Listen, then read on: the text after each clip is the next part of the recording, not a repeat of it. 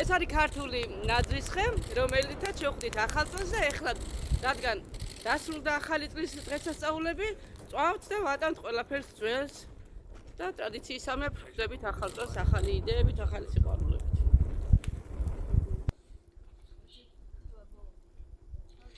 Είμαι going.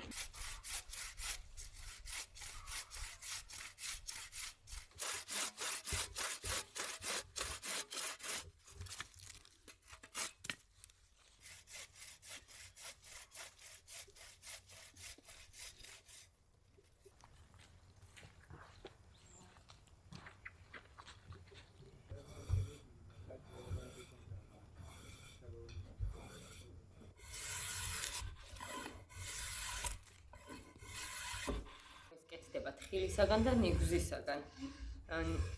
თხილი არის ხვავიბარათის მომტანი, როგორც იცით, და კეთდება იდეალურად ლამაზები.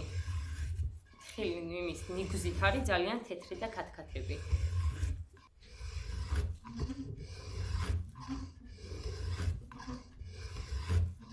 ამ ჩიჩილაკს რო დავთვლით და ახალს რო დავიდაგამთ, ამ ძველს გავიტანთ და ბოსტანში ვწვავ. ხოლო ის ახალი, რომლითაც ჩავანაცვლებ, მთელი 1 წელი იდება სახლში. ამით ჩაინაცვლება ახალი ძველი.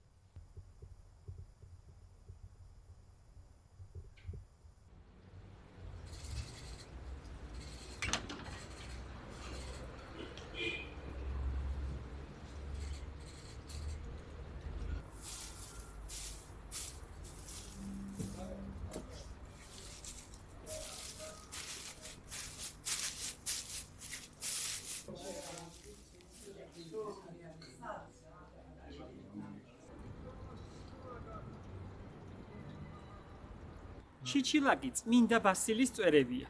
ქართველებისთვის ეს ასე აიხსნება, ასე ხსნიან, ვინც ეს იცის. ვინც არ იცის, იმისთვის პირდაპირ დაკავშირებულია შობასთან და ახალ წელთან. ყველა ქართველს სჯერა, განსაკუთრებით დასავლეთ საქართველოში, რომ ჩიჩილაკის გარეშე არ დადგება ნამდვილი კალანდა, ნამდვილი ახალი წელი. ჩემს ოჯახში ასე იყო. სულ ასე იყო. არ ყოფილა არც ერთი ახალი წელი, როცა ჩვენ არ გვედგა ჩიჩილაკი. მისი სუფთა თეთრი ბურბუშელა დაკავშირებულია სიწმინდესთან, სიახლესთან, გამჭვირვალობასთან, მომავლის დიდ იმედთან. აუცილებლად ჩიჩილაკი არის იმედის მომცემი და ამ წლის დასასრული და ახლის დასაწყისი. ახალი წლის იმედით დასაწყისია. ასე გვჯერა ჩვენ ქართველებს ამ ამბვის. გადმოყუდება ჭირდება და გაჩეჩვა.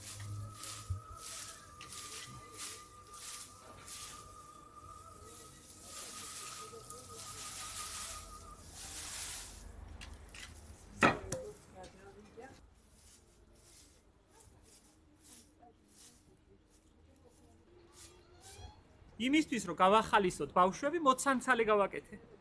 თუ ასე ცანცალებდეს. გაივლი წაკრავ ხელს იცანცალებს, გამოივლი წაკრავ ხელს იცანცალებს.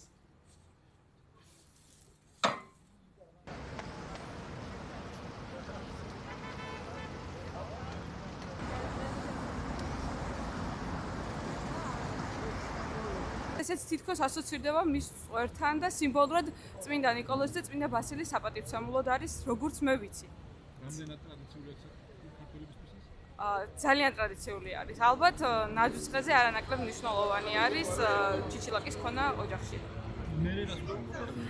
როგორც ვიცი, წვავენ, მე გული მწყდება და ვინახავ ხოლმე, მაგრამ უმრავლესობა წვავს.